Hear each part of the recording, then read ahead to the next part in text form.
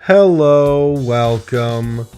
Sorry, I'm getting over a cough for like 2 weeks now, so this is brought to you by Daytime Cold and Flu. Yeah. It makes you sound, husky and sexy.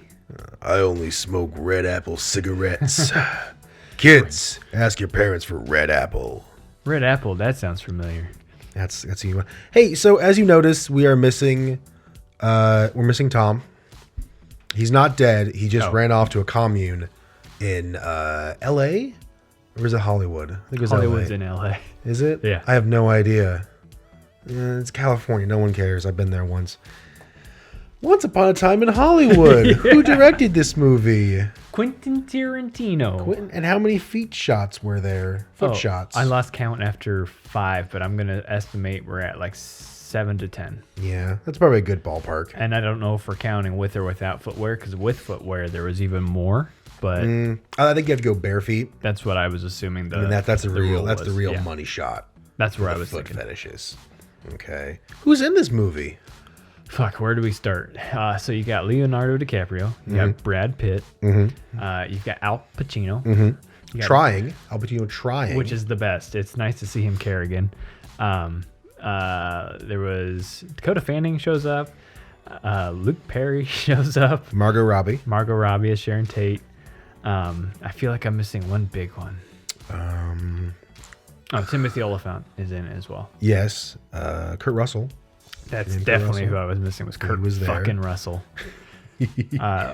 And pretty much Michael Madsen, of course, is in it because I think he's in every Tarantino movie. I think it's like contractually obligated. He has to be in it at some point. Who is he? He is at the very beginning when they're showing clips from Bounty Law, and he's got like the longer black hair, and he plays the guy in Kill Bill with the cowboy hat in the trailer. He's in Reservoir Dogs. He does the dance and cuts the guy's ear off. He's usually a scuzzbag. Oh, the guy that I thought was the guy from Star Trek. Possibly? I always confuse. He's not, but I always confuse those two. I think Okay. they're like cousins or brothers. I don't I know. have no Hey, idea. what do you think the budget was for this? Like 50 million?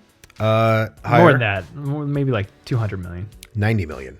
Oh, wow. Not near as high as I thought. Yeah. U.S. gross. I'm going to go back to 200 million. 140. I was going to say, I don't feel like this movie did super great in theaters. Like, I mean, that's you got. it did respectable, You but got your not- money back there. Yeah. That's only U.S. 231.5 worldwide. It almost feels like this movie wasn't the big cultural thing that a lot of Tarantino movies are. Like I didn't hear about a bunch of people saying that they went and saw Once Upon a Time in Hollywood the same way people were like, you got to see Kill Bill or you got to see Pulp Fiction. Maybe it's a different recollection of the past of how things actually went down. Maybe those movies also weren't like that, but around school when you're younger, those are like the cool movies, and everyone's like, you gotta see this movie, man. Those got kind of a cult following. Right. Inglourious Bastards. Yeah. Everyone's like, oh, you gotta go see it. It's ultra violent, Nazi killing. Yeah, I would be kind of interested to see how well his movies do financially in theaters, because they're always well received by like critics, but I don't know if that equates to being like huge box office gold. But it's got to be somewhat, because they keep letting him make whatever the fuck he wants to make. Yeah. Has he ever had a bomb? Like just a real stinker? Yeah. Like a Cats? You ever made a Cats? I don't think so. I mean, Like, I know some of his stuff doesn't do as well as other ones, but I don't think he's just ever outright failed that I can recall. Because, I mean, even the movie, I would think like Jackie Brown isn't his most popular movie, but it probably still did well. Jackie Brown. It's the one where Samuel L. Jackson says, AK-47, when you want to kill absolutely every last motherfucker in the room. No? Is that the one where De Niro? Nicolas Cage is selling guns? No. That's Lord of War? Lord of War, yeah. No. This is like this was like, I think the one he did after Pulp Fiction, maybe? I can't remember. So it's a while back. Not bad, though, but it wouldn't be like it wouldn't be S-tier Tarantino. Yeah. Which I don't know if Once Upon a Time in Hollywood is quite S-tier Tarantino either. I put it high. It's like A, Yeah. I think, but it's It's a not, good movie. It's not on the same plane to me as Kill Bill or Inglourious Bastards. because I would think those are probably the top two to me. Those are what you'd think. Yeah. You think Tarantino. I think this is kind of with Django in that next tier just below it. Like, I really like Django Unchained, but I've never gone back and watched it like I have those other ones I mentioned. Mm-hmm. Versus this is the third time I've seen this, so maybe it is. I don't know. He also did Hateful Eight. And see, I still have not seen that one. Okay. I think I'm confusing Django and that one. Django's the slavery one. That has Jamie Foxx? Yep. Okay. And a lot of N-words. A lot of his movies seem to have that. And it's usually him saying them. No, it's okay. We talked about this. It's okay because it's the character. Right. Just like it's okay to have a foot fetish because it's on screen. Right. It's part of the dialogue and the scene building, not because he gets off on it. Right. Just like Polanski didn't get off on it. Wait, never mind. Maybe not appropriate. Speaking of, this movie is... I want to figure out how I want to word this. I think... Alternate fan fiction history. Yes. Yeah. In the same vein as Inglourious Basterds. Yep. But I think the weird thing about it is he duped me both times. Like, I never saw it coming in Inglourious Basterds. And then the twist in this, as opposed to what happened in real life, didn't even cross my mind that would happen. Like, I thought for sure it was just... every time they showed the Mansons or Tate or anything like that, I was like, oh, poor girl, she's gonna get it. You know, honestly, if no one told me that this was secretly about the Manson murders, I never would have known. Yeah, I would have just thought, oh, it was some crazy hippies that just show up randomly. That's on me for not knowing my history, but it's like I have no idea what's real and what's not. And that's something that I do wonder about this movie, because when I hear Sharon Tate, that's what I think is the Tate murders. But to someone who, especially like younger people or anyone who's just not really looked too much into it, they know the name Charles Manson, but they don't know like what all went down there. I wonder how this movie is perceived, because to me the big selling point was, oh shit, Manson's in this and that's gonna get weird, which it doesn't. Spoiler alert. I mean, it does get weird, but not because of him. Is he even in the movie? Yep, he's the weird guy that shows up and asks if Steve Wilson's there, who is the old member of the Beach Boys that he was friends with. Here's the weird thing, because being told this is about the Manson murders. Right. I always thought Charlie was the one that did the murdering. No, so he was just the ringleader. Yeah, he's like the mastermind. That, okay. I don't know how much time you have, but after I watched this movie the first time, I decided to go back and do a deep dive into Charles Manson, because I always heard the term helter skelter, but I didn't know what the fuck it meant, other than you might be a lover, but you ain't no dancer. Turns out he was obsessed with the Beatles and thought that God was he thought God was talking to the Beatles and then preaching his plan to the world, which he called his plan Helter Skelter, which was ideally to start a race war. See, that part I knew. Yeah. I knew that he was going to commit the Tate murders and then blame them on the African population, right, the African American minority group. And then he was hoping that was going to start a race war for some reason. Do you know? Okay, so I was dying when I was reading it, because it was just how anyone bought into this bullshit. Like, I was like, how did he get all these people to follow him? He thought that the only reason that black people have not stood up to the white oppressor was because of segregation laws being loosened, and that they were now able to get white pussy. He thought that was, calming them down and subduing them. So I mean, we all love pussy, right? As the movie states. We do. And that's one of those things where I'm wondering if that's now that I know and I've watched a couple times, I'm confused, because with it being an alternate timeline and things not necessarily matching up to the way they do in history, I'm like, is that a reference? Is that not a reference? Am I reading too far into it? Does he want me to read too far into it? Did this happen? Did that happen? Was it a flashback, or was it a daydream? I don't know. And I think that's why the title of Once Upon a Time means so much. I think I've decided that this is I I think Rick Dalton is retelling the story of like what happened over that weekend to somebody else, and that's why certain things are kind of weird and fuzzy. That's why a narrator shows up randomly. Exactly. Like I think it's being told almost like, once upon a time to somebody else. And I don't know.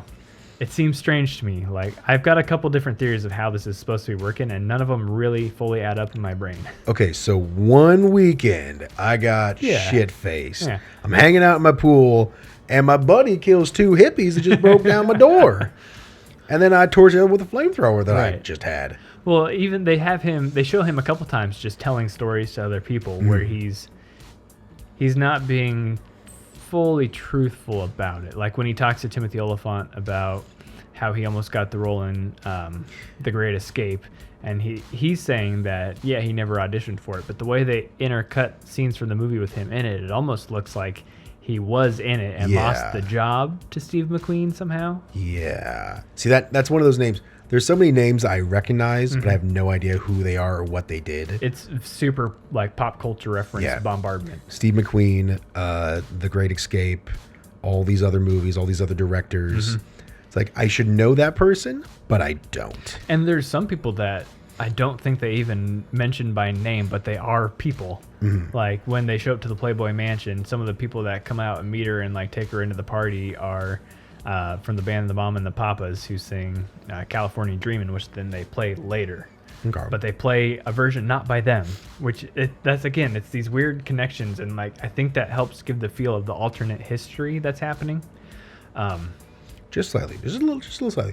Did they say Bruce Lee's name? Yeah. I mean, Well, they call him Kato, and he calls him Bruce. Like this is our lead star, Right. Which, if I was paying attention, he had mentioned before that spot I did on Hornet. Green Hornet, or on Hornet. Yep. And then he's flashing back to when he pissed off Kurt Russell's wife and threw Bruce Lee into a car.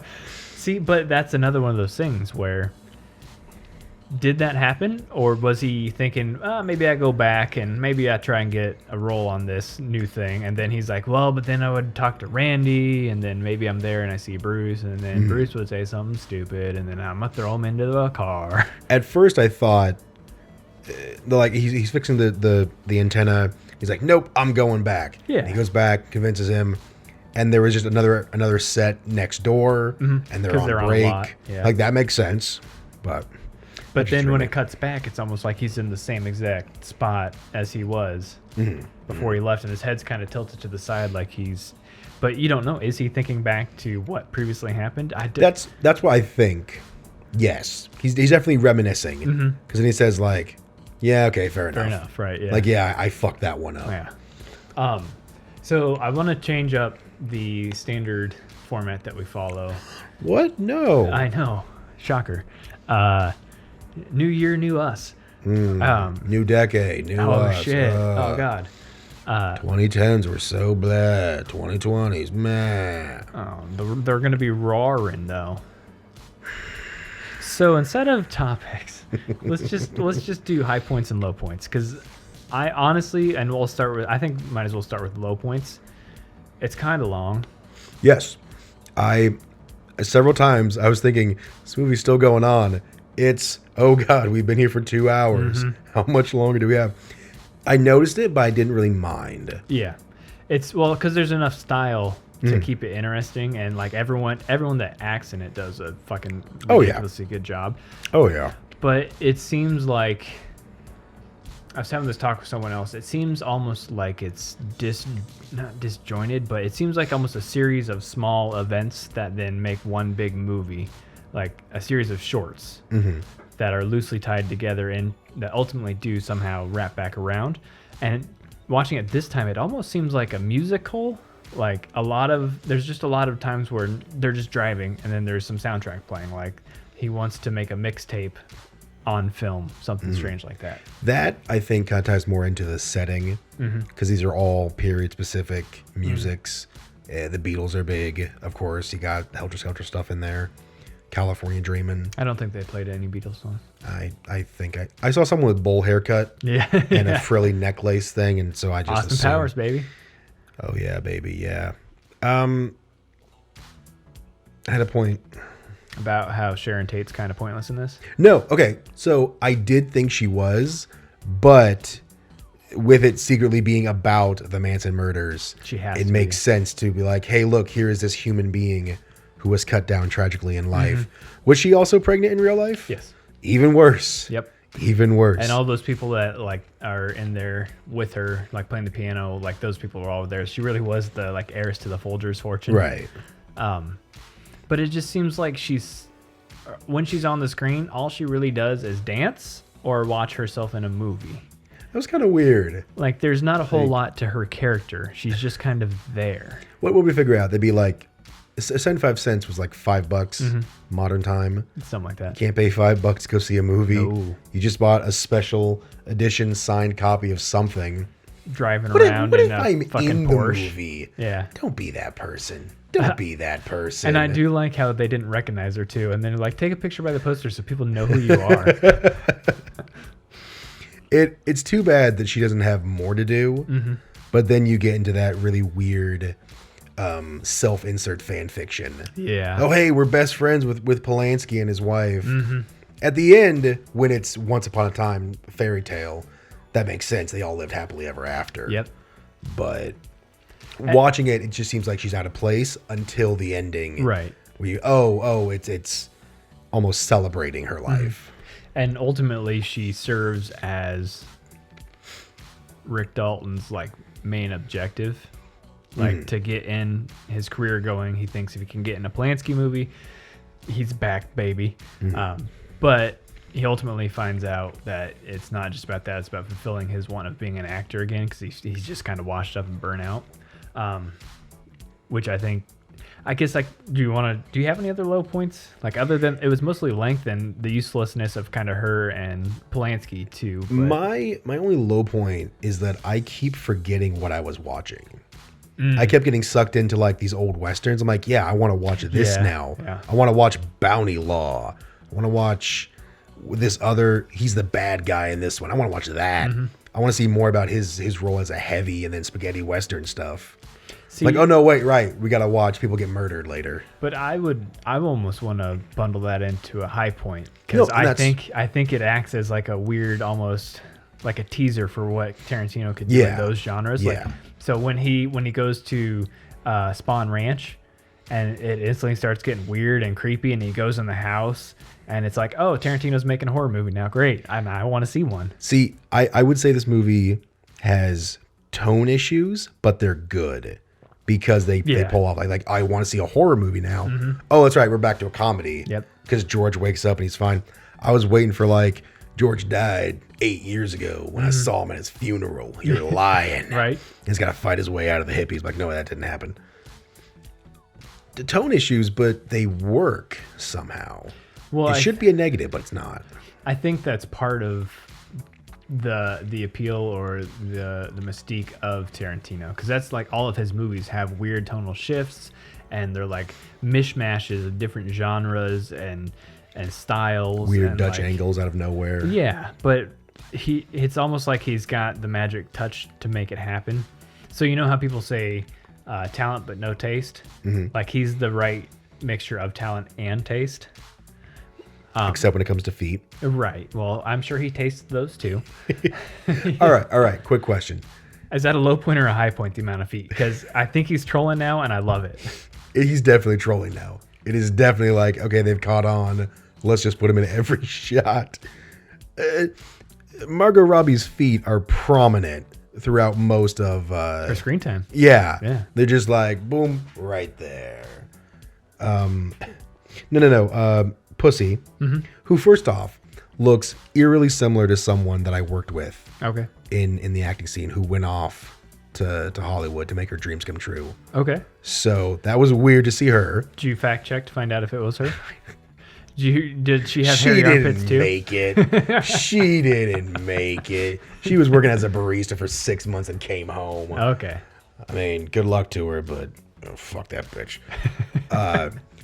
Hot chick like that in your car wants to suck your dick and then plants her nasty ass feet on your dashboard and windshield. The hair too. Not even the hair. Is that a deal breaker? No. Is it really? No. Just gonna plant those nasty things up there. You're That's like, fine. Yeah, I'm still into it. That's fine. It's whatever. Okay. And she's 13. No. But so now we're off. But I think watching it this time, that started making me think maybe this is his subtle commentary on the Polanski situation. Because it seems like it's insinuating that it's gonna go the route that he wants to fuck her.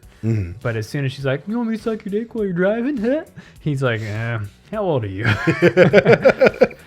And even then, I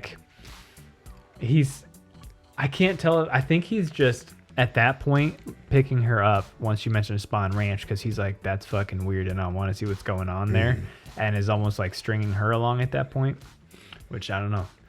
His character, so the two main characters I think are another super big high point. The first couple times I watched it was all about Leonardo DiCaprio, because he does fucking great. I love how fragile he is, because he's an actor. Like, he'll just be bawling his eyes out, and then you get one slight bit of good news, and he's like, "Oh shit, man, don't worry about that, man. It was nothing."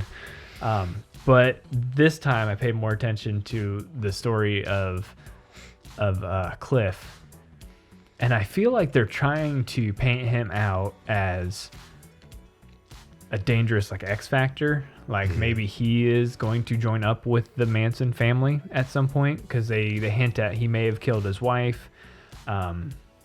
She keeps saying Charlie's gonna love you and all these other weird things because he fought the cops, and they definitely want to bring him in. Right.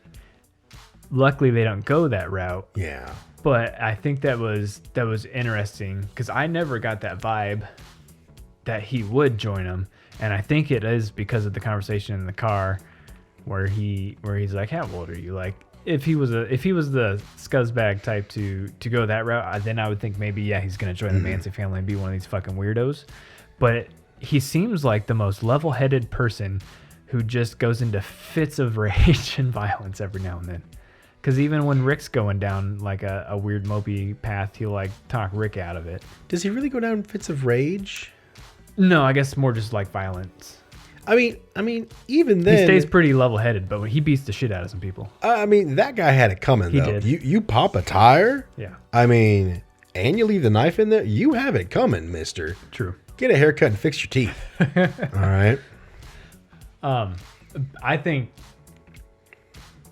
big high point too is the changing of history at the end when they go into the other house. Instead of going into the Polanski's house, they go into Rick Dalton's house. That kind of confused me, because when I heard about the Manson thing and its alternate history, I think, the only real difference is they're going to show up. Rick and Cliff are going to show up and kick some ass because they're tough Hollywood, manly men. But nope, they just picked the wrong house for some fucking reason. Well, so I think initially they were parked in front of the Polanski gate, right?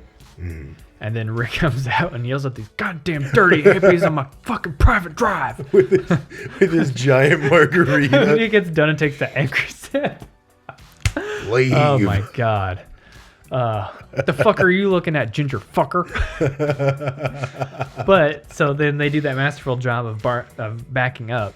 So then when they're walking back up the drive, I think their house is just closer.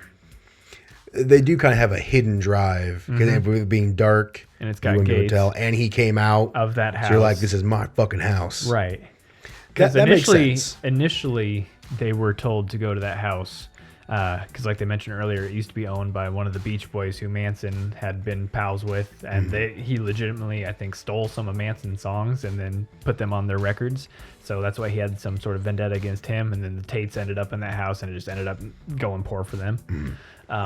But I think it's almost like that, not a butterfly effect, but what would it be, like a fork in the road, a split in the timeline or something like that? Yeah, that one change. There was just someone there who just happened to also have a badass stuntman as a best friend, and with a really good dog. Hero. A war hero. I want to find out if he is...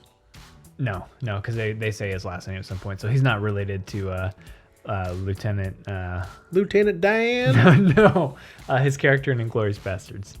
I can't remember his name right now. I want to say... I vaguely recall hearing that theory. But given all of his movies are connected somehow, right? Right, and because I mean they've got the cigarettes in this one, and I'm sure there's other ones because there's so many fucking movies in correlations. Like there's usually some small character in the background that I don't pay attention to, and then I read on Wikipedia later. And I'm like, oh shit. Well, isn't the Jew Bear related to one of the guys from Pulp Fiction? I think so. The one that's dancing that you mentioned earlier? Possibly. Or like a descendant of some sort. I've never actually seen Pulp Fiction, so... You know, it's one of those movies I've tried a lot of times. And no, sorry, not Pulp Fiction. Reservoir Dogs. That one I have. That's pretty good. Yeah. I think it's like a B tier, though. Yeah.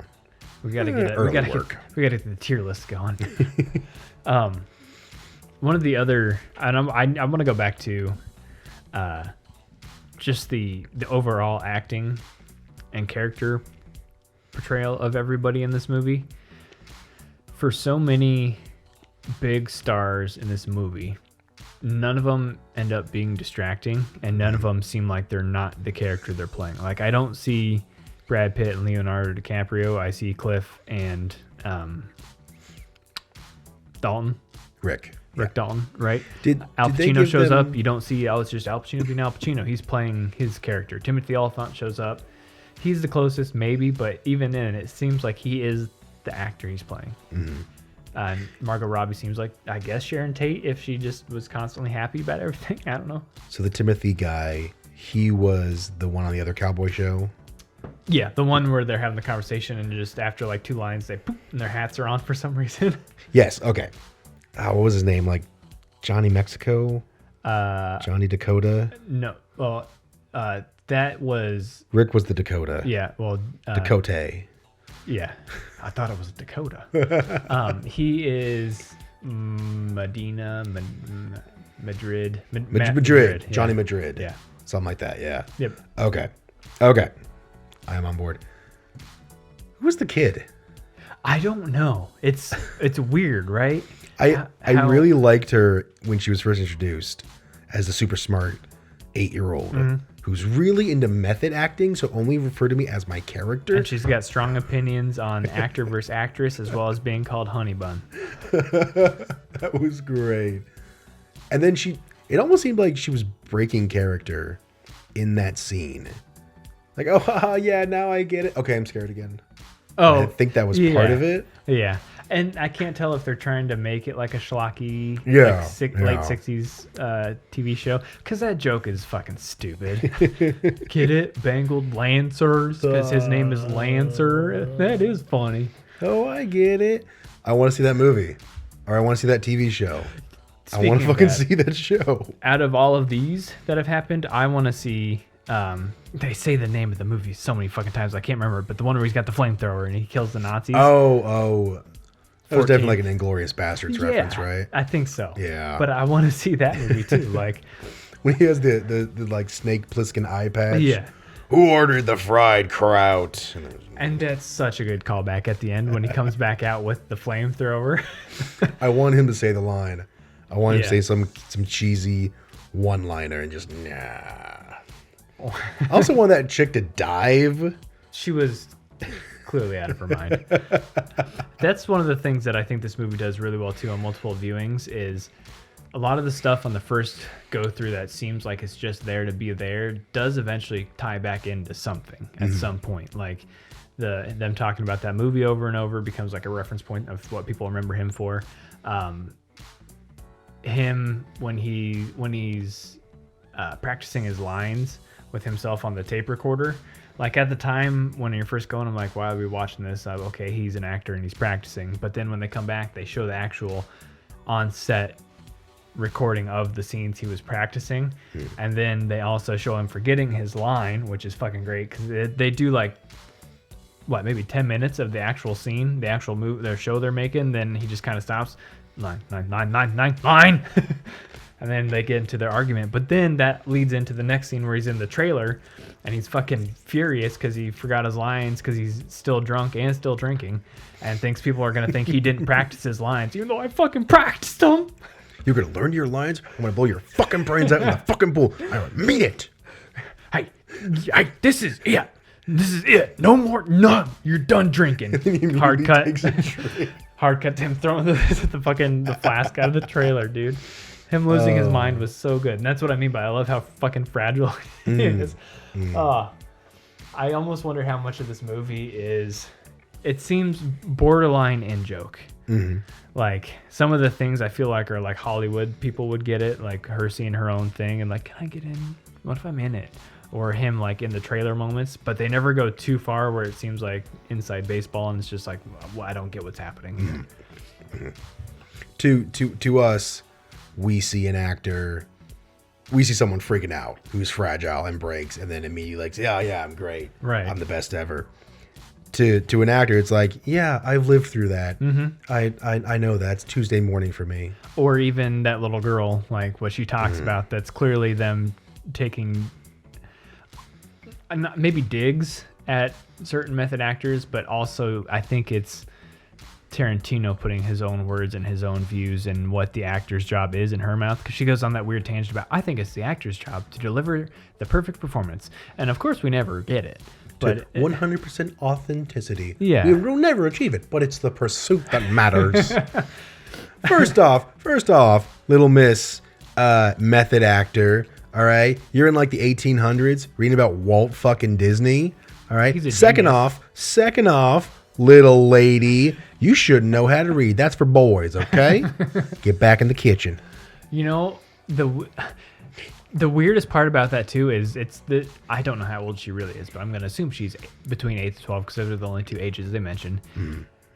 This fucking little girl steals a scene from Leonardo DiCaprio. How fucked up is that? Like, that's normally little kids acting as adults pisses me off. Like, I don't like it. It feels weird, and I'm worried that like, oh, they're just clearly not getting a childhood because they're being forced to act like adults. But she somehow doesn't go that route. It seems like she just straight up has the personality of someone who's built to act. Way more mature than her years. But then they throw in that bit where it's like, oh, hey, honey, did I hurt you when I threw you down? No, I'm all padded up. Plus, I throw myself on the ground anyways for fun. So, okay, do you know the meme? I think this is where that comes from. Is someone leans in, whispers something to Leonardo DiCaprio, and then he, like, cries. Is this where it comes from? Maybe. Because I didn't think he had a mustache, but... It might be from... It might be from Django. He might not be crying. He might be getting bad news, potentially. Oh, yeah, he's in Django. Because he plays Candy in that. Yeah. That might be what it is. Maybe. Anyway, I just thought it was weird. I just noticed it. Yes. Do you have any other big high points? A little one would just be the feel of the movie, like how it makes you feel like it is taking place in the 70s. Or 60s, I guess. I mean, that definitely helps. But again, I don't really notice anything out of place. Well, that's what I'm saying. Like, they did such a good job. Like, you don't see any, like, weird... That seems too new for that. There was one scene when he steps outside to light up the acid-dip cigarette for 50 cents.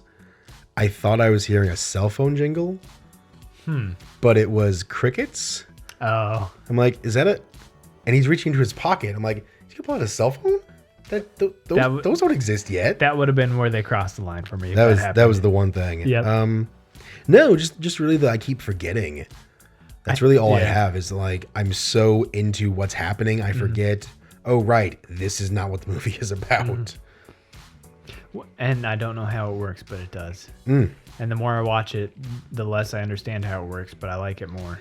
And I think if I do keep watching it, it might also help to read up on it. Like we've mentioned multiple times, we're just dumb boys. Like, we don't. It's hard for our brains to do things sometimes, so it's nice when we get to read other people's thoughts on it.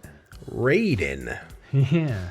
Comments are always good. Feedback's always good. I did read someone on r/fan theories had the reason that coffee is so prevalent and so well regarded in the Tarantino universe can now be stemmed from the fact that the Folgers heiress did not die at the Manson murders.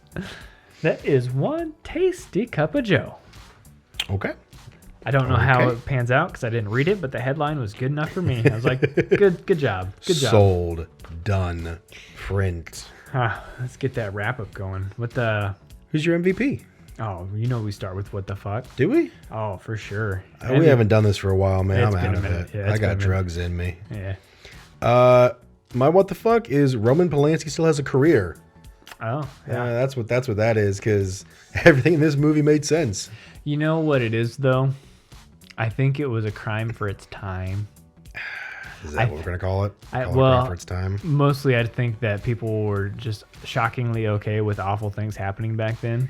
I mean, first off, he was psychiatric therapy. That was his punishment until the judge was like, no.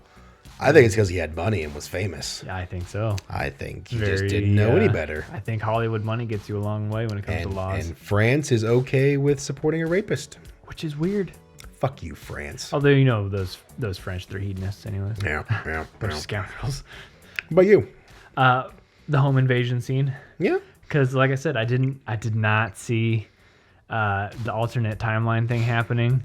And so when they go in that house, like at first I was like, oh no, he's on acid. This sucks. They're going to kill them and then go kill the Tates. But as soon as he fucking chucks that can of dog food in that girl's face, I died. I lost my mind. I was like, this movie's fucking wild. See, I was spoiled. If I didn't know that the alternate was coming, because I'm thinking, okay, he's going to kick their ass. I know that. He's got the dog food right in hand. He's smashing someone's face with that thing. You know he is. And I do like how they show how well trained his dog is earlier. And best dog. If you read, this time I read the dog food, it says good food for mean dogs. And it's like, that dog is fucking mean. He bites that dude in his wrist, gets him right in the dick. And it's like, hell yeah, good boy. Good boy, best boy. Fucking mauls the shit out of that little girl. Or not the little girl, but the shorter girl. Yeah, the pale. Yeah. I remember you with the pale face. I remember your name. Remember that hair, though. Your name's something stupid. I'm the devil. I'm here to do the devil's work. What a good I was line. dumber than that. No, knowing Tarantino, and I was expecting something brutally violent to happen there. So I was just kind of ready for it. Yep. That would definitely be up there if I wasn't, though. What was your favorite scene? Favorite scene? I'm sticking with the fight. I think it's got to be either the curb stomping of Tex or just repeatedly bashing her face in to multiple objects. That's another one of those ones. Looking at her and then dropping her like, it's okay. That's another one where I'm like, I'm not sure why this works. Because out of context, it should be awful that we're watching this like dude just smashing some girl's face in. That ultra violence should horrify us, but it was It's hilarious so cartoony or something. in context. It was amazing. It's so weird because it's clearly over the top, but also very visceral. Like I can see that being the way the face crushes. I don't know, but I could see. But it's also hilarious. And I mean, there's the sound of the phone like helps a lot. The chick just screaming in the background. Flailing around. Flailing. Getting stabbed in the hip. Oh. Give it a little touch. See, now I thought for sure your favorite scene was going to be Bruce Lee when he chucks him right into the fucking car. That, I did write that down because I did love seeing that happen. Just, yeah, go ahead, try that again. This ain't going to end well. Bam.